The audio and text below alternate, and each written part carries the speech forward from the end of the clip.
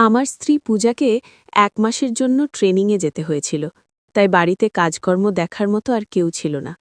তখন পূজাই প্রস্তাব দিল তার মাকে কিছুদিনের জন্য আমাদের কাছে ডেকে আনা যায়, যাতে বাড়িটা ঠিকঠাক থাকে আর আমিও একা না থাকি। শাশুড়িমা বিষয়টা শুনে সহজেই রাজি হয়ে গেলেন। কয়েকদিনের মধ্যেই পূজা ট্রেনিংয়ের জন্য কলকাতা চলে গেল। বাড়িতে তখন শুধু আমি আর শাশুড়িমা, দুজন। প্রথম কয়েকদিন সবকিছু স্বাভাবিকই ছিল। তিনি নিজের মতো করে ঘর সামলাচ্ছিলেন, আমিও অফিস আর বাড়ির মধ্যে সময় কাটাচ্ছিলাম। এক রাতে হঠাৎ খুব ঠান্ডা পড়ল। বাইরে বাতাসের শব্দটা অস্বাভাবিকভাবে জোরে লাগছিল। আমি নিজের ঘরে ঘুমোতে গেলাম, কিন্তু ঢুকেই থমকে গেলাম। শাশুড়িমা আগেই সেখানে শুয়েছিলেন। আমাকে দেখে তিনি অবাক হয়ে জিজ্ঞেস করলেন, "কি হলো জামাই, এই সময়?" আমি বললাম, "বাইরে খুব ঠান্ডা আর ঘুম ঠিকমতো আসছে না।" তিনি কিছুক্ষণ চুপ করে রইলেন, তারপর স্বাভাবিক স্বরে বললেন, "আচ্ছা, বসো, এত চিন্তা করো না।" ঘরের ভেতর একটা অদ্ভুত নীরবতা ছড়িয়ে পড়ল। কথাগুলো সাধারণ হলেও সেই মুহূর্তে পরিবেশটা কেমন যেন ভারী লাগছিল। আমি বুঝতে পারছিলাম না এটা কেবল পরিস্থিতির অস্বস্তি নাকি তার চেয়েও কিছু বেশি। তিনি আবার বললেন, "ঠান্ডায় সবাই একটু অস্থির হয়।" কথাটা বলার সময় তার দৃষ্টি কয়েক সেকেন্ডের জন্য থেমে গেল, স্বাভাবিকের চেয়ে একটু বেশি সময়। আমি সেটা লক্ষ্য করলাম, কিন্তু কিছু বললাম না। সেই রাতেই প্রথমবার মনে হল, সব পরিস্থিতি যেমন বাইরে থেকে দেখা যায়, ভেতরে তেমন নাও হতে পারে। কখনো কখনো কিছু দৃষ্টি, কিছু নীরবতা অনেক প্রশ্নের জন্ম দেয়। পরদিন সকালে ঘুম ভাঙতেই বুঝলাম বাড়ির ভেতর সবকিছু খুব গুছানো। রান্নাঘর থেকে চায়ের গন্ধ আসছিল। শাশুড়িমা আগেই উঠে পড়েছেন। এই বাড়িতে এসে তিনি যেন খুব দ্রুত নিজের জায়গা করে নিয়েছেন। আমি চায়ের কাপ হাতে নিয়ে বসতেই তিনি বললেন, "পূজা থাকলে এসব করত, এখন আমিই আছি। অভ্যেস বদলাতে সময় লাগে না।" কথাটা সাধারণ ছিল, কিন্তু বলার ভঙ্গিটা আমাকে একটু অস্বস্তিতে ফেলল। মনে হলো এই বাড়িতে আমার দৈনন্দিন রুটিনগুলো তিনি অস্বাভাবিক রকম ভালোভাবে খেয়াল করছেন। কখন আমি উঠি, কিভাবে চা খাই, কোন খবর দেখি, সব কিছুর দিকেই যেন তার নজর। আমি অফিসে যাওয়ার প্রস্তুতি নিচ্ছিলাম। তখন তিনি বললেন, "আজ একটু দেরি করো না, সন্ধেই ঠান্ডা বাড়বে।" আমি অবাক হলাম। আমি কখন ফিরি, কতটা দেরি হয়, এগুলো নিয়ে তিনি আগে কখনো এমনভাবে কথা বলেননি। সারা দিন অফিসে থেকেও মনটা ঠিক কাজে লাগছিল না। মনে হচ্ছিল অকারণ কিছু ভাবছি।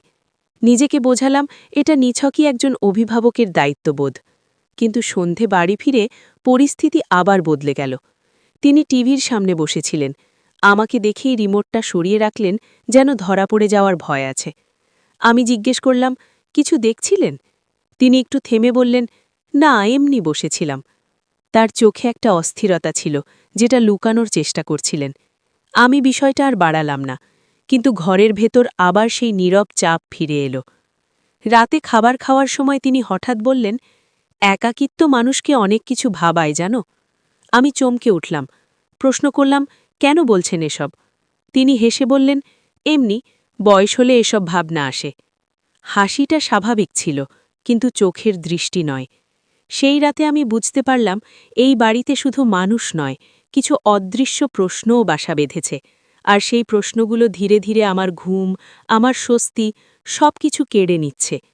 আমি নিশ্চিত ছিলাম না সামনে কি অপেক্ষা করছে, কিন্তু এটুকু বুঝে গিয়েছিলাম এই পরিস্থিতিকে আর হালকা করে নেওয়া যাবে না। সেই রাতের পর থেকে আমার ঘুম ঠিকমতো হচ্ছিল না। ভোরে ঘুম ভাঙলেও মনে হতো ঘুমটা পূর্ণ হয়নি। বাড়ির ভেতর সবকিছু ঠিকঠাকই চলছিল, কিন্তু কোথাও যেন একটা অস্বস্তিকর অনুভূতি লুকিয়েছিল। সকালে উঠে দেখি শাশুড়িমা আগের মতোই ব্যস্ত। রান্নাঘরে কাজ করছেন, কিন্তু আমাকে দেখেই অল্প সময়ের জন্য থেমে গেলেন। আবার আগের মতো স্বাভাবিক হয়ে গেলেন। এই ছোট ছোট থেমে যাওয়াগুলোই আমাকে ভাবিয়ে তুলছিল। তিনি বললেন, "আজ তোমার মুখটা একটু ক্লান্ত লাগছে।" আমি বললাম, "হয়তো ঘুম ঠিক হয়নি।" তিনি অদ্ভুত ভঙ্গিতে বললেন, "ঘুম ঠিক না হলে মানুষ অনেক কিছু বুঝতে পারে না।" কথাটার মানে আমি তখন ধরতে পারিনি। অফিসে বেরিয়ে পড়লাম, কিন্তু সারা দিন মনে হচ্ছিল কেউ যেন অদৃশ্যভাবে আমার দৈনন্দিন অভ্যেসগুলো গুণে রাখছে। সন্ধেই বাড়ি ফিরে দেখি আমার ঘরে কিছু জিনিসের জায়গা বদলানো। খুব বড় কিছু না, কিন্তু আমি নিশ্চিত ছিলাম আমি এমনভাবে রেখে আসিনি। জিজ্ঞেস করতেই তিনি বললেন, আমি পরিষ্কার করছিলাম, জিনিসগুলো এমনিতেই এখানে সেখানে থাকে। তার উত্তরটা যুক্তিসঙ্গত, কিন্তু আমার মন মানতে চাইছিল না। রাতে খাবার শেষে তিনি আমার হাতে এক গ্লাস দুধ দিলেন। বললেন, ঠান্ডার সময় এটা ভালো। আমি দুধটা হাতে নিলাম, কিন্তু অদ্ভুতভাবে খাবার ইচ্ছে হল না। তিনি খেয়াল করছিলেন কিনা জানি না, কিন্তু কিছুক্ষণ পর জিজ্ঞেস করলেন, খেয়েছ তো? আমি হালকা মাথা নাড়লাম। তার চোখে তখন এক ধরনের তীক্ষ্ণতা দেখলাম, যেটা আগে কখনো দেখিনি। সেই রাতে ঘুমোতে যাওয়ার আগে হঠাৎ মনে হল দরজার বাইরে কেউ নড়াচড়া করছে। আবার ভালো করে শুনলে কিছুই নেই। আমি নিজেকেই বোঝালাম অকারণ ভয় পাচ্ছি। কিন্তু ভয়টা অকারণ ছিল না, কারণ বুঝতে পারছিলাম এই বাড়িতে কেউ শুধু দেখাশোনা করছে না, কেউ খুব মনোযোগ দিয়ে লক্ষ্যও করছে। আর সেই নজরটা আর স্বাভাবিক মনে হচ্ছিল না।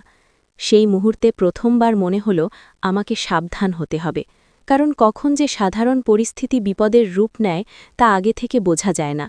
সেই রাতের পর আমি আর আগের মতো নিশ্চিন্ত থাকতে পারছিলাম না। ঘরের প্রতিটা শব্দ, প্রতিটা নীরবতা আমাকে নতুন করে ভাবাচ্ছিল।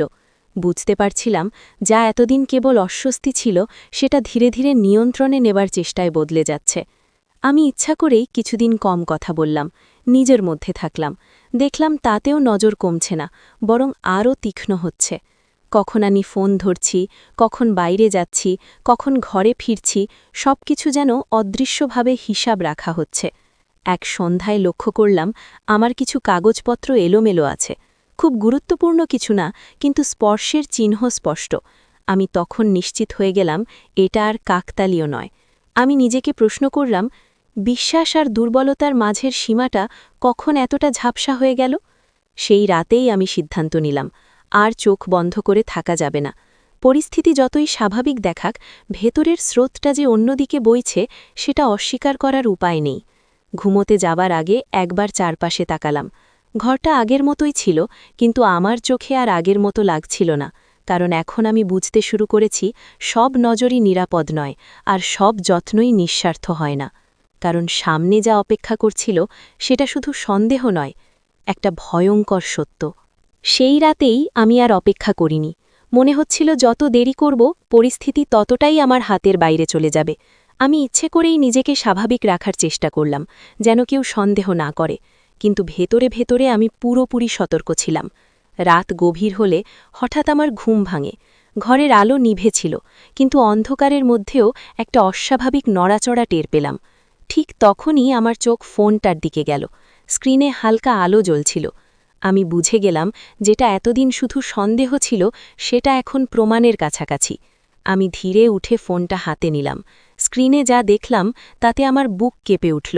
সবকিছু পরিকল্পিত, শুধু নজর রাখা নয়, সবকিছু রেকর্ড করার চেষ্টা চলছিল। সেই মুহূর্তে আর কোনো দ্বিধা থাকল না। আমি ফোনটা বন্ধ করে দিলাম এবং সঙ্গে সঙ্গে বাইরে গিয়ে কল করলাম। কাউকে বুঝতে দেওয়ার আগেই আমি প্রয়োজনীয় ব্যবস্থা নিলাম। কিছুক্ষণের মধ্যেই সত্যটা সামনে এলো।